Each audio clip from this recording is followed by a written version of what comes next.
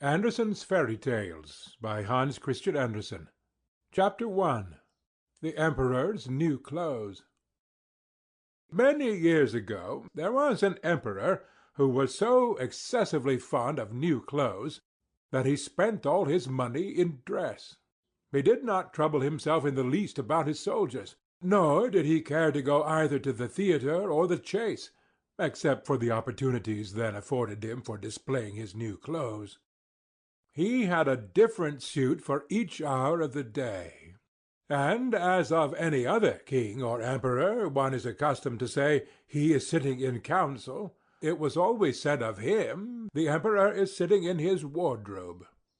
Time passed merrily in the large town which was his capital. Strangers arrived every day at the court. One day 2 rogues, calling themselves weavers, made their appearance. They gave out that they knew how to weave stuffs of the most beautiful colors and elaborate patterns, the clothes manufactured from which should have the wonderful property of remaining invisible to every one who was unfit for the office he held, or who was extraordinarily simple in character.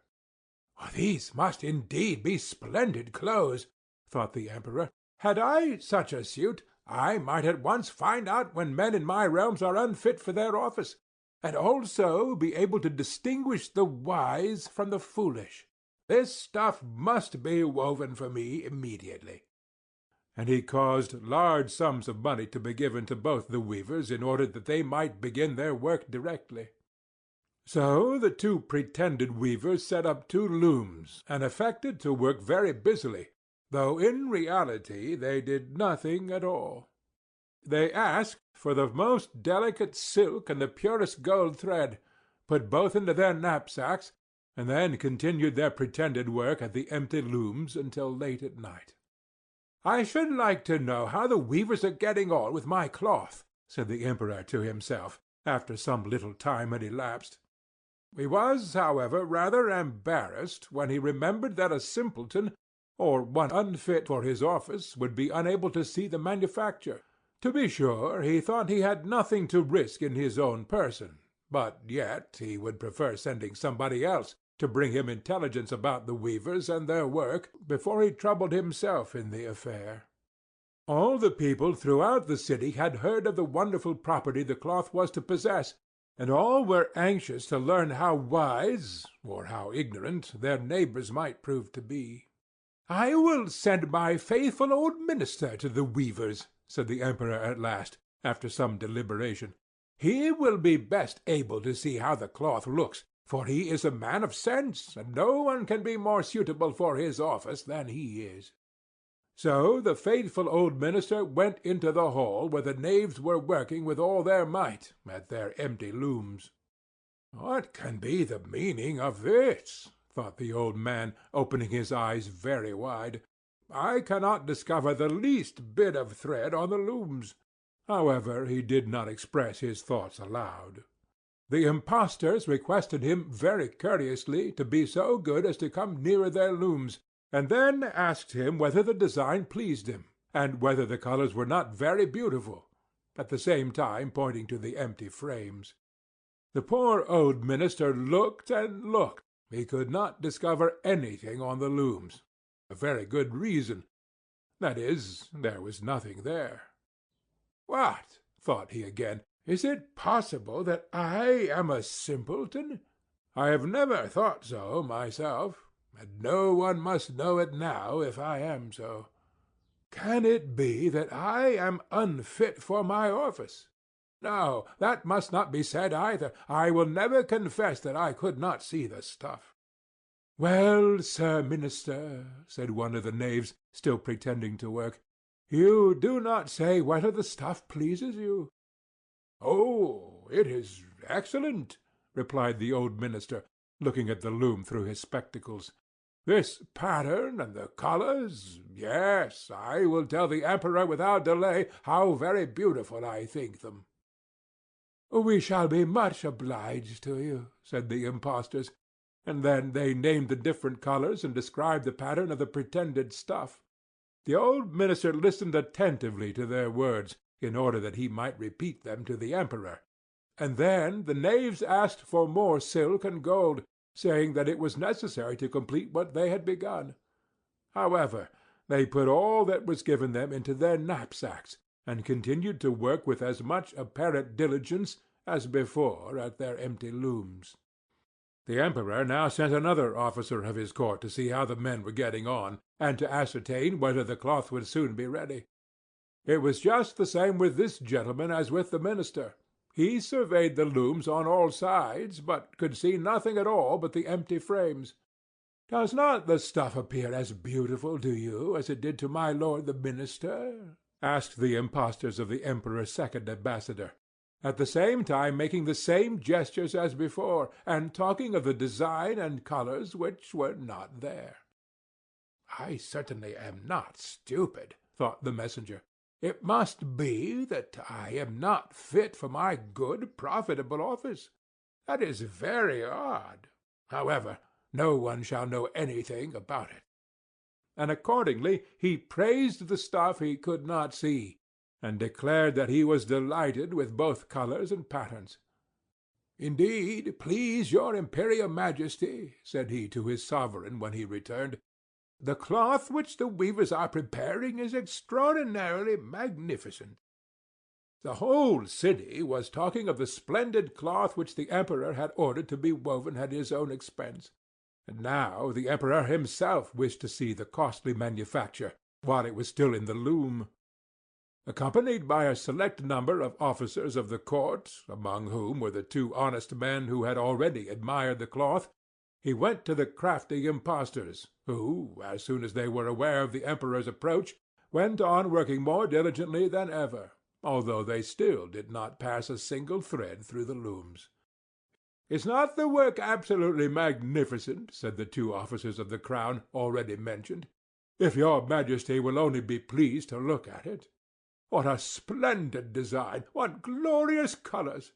And at the same time they pointed to the empty frames, for they imagined that everyone else could see this exquisite piece of workmanship. "How is this?" said the Emperor to himself. "I can see nothing. This is indeed a terrible affair. Am I a simpleton, or am I unfit to be an emperor? That would be the worst thing that could happen. Oh, the cloth is charming," said he, aloud. "It has my complete approbation." And he smiled most graciously and looked closely at the empty looms, for on no account would he say that he could not see what two of the officers of his court had praised so much. All his retinue now strained their eyes, hoping to discover something on the looms, but they could see no more than the others. Nevertheless, they all exclaimed, "Oh, how beautiful!" and advised his Majesty to have some new clothes made from this splendid material for the approaching procession. "Magnificent! Charming! Excellent!" resounded on all sides, and every one was uncommonly gay. The Emperor shared in the general satisfaction, and presented the impostors with the riband of an order of knighthood to be worn in their buttonholes, and the title of gentlemen weavers. The rogues sat up the whole of the night before the day on which the procession was to take place, and had 16 lights burning, so that every one might see how anxious they were to finish the Emperor's new suit. They pretended to roll the cloth off the looms, cut the air with their scissors, and sewed with needles without any thread in them. "See," cried they at last, "the Emperor's new clothes are ready." And now the Emperor, with all the grandees of his court, came to the weavers, and the rogues raised their arms as if in the act of holding something up, saying, "Here are your Majesty's trousers, here is the scarf, here is the mantle. The whole suit is as light as a cobweb. One might fancy one has nothing at all on when dressed in it. That, however, is the great virtue of this delicate cloth." "Yes, indeed," said all the courtiers, although not one of them could see anything of this exquisite manufacture. "If your Imperial Majesty will be graciously pleased to take off your clothes, we will fit on the new suit in front of the looking-glass." The Emperor was accordingly undressed, and the rogues pretended to array him in his new suit, the Emperor turning round from side to side before the looking-glass. "How splendid his Majesty looks in his new clothes, and how well they fit!" every one cried out. "What a design! What colours! These are indeed royal robes." "The canopy which is to be borne over your Majesty in the procession is waiting," announced the chief master of the ceremonies. "I am quite ready," answered the Emperor. "Do my new clothes fit well?" asked he, turning himself round again before the looking-glass, in order that he might appear to be examining his handsome suit. The lords of the bedchamber, who were to carry his Majesty's train, felt about on the ground, as if they were lifting up the ends of the mantle, and pretended to be carrying something, for they would by no means betray anything like simplicity or unfitness for their office. So now the Emperor walked under his high canopy in the midst of the procession, through the streets of his capital, and all the people standing by, and those at the windows, cried out, "Oh, how beautiful are our Emperor's new clothes!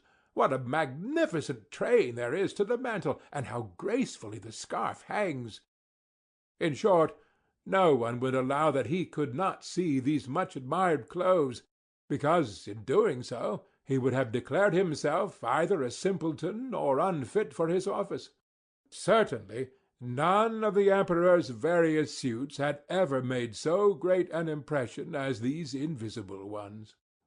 "But the Emperor has nothing at all on," said a little child. "Listen to the voice of innocence!" exclaimed his father, and what the child had said was whispered from one to another. "But he has nothing at all on!" at last cried out all the people. The Emperor was vexed, for he knew that the people were right. But he thought the procession must go on now, and the lords of the bedchamber took greater pains than ever to appear holding up a train, although, in reality, there was no train to hold. End of the Emperor's New Clothes.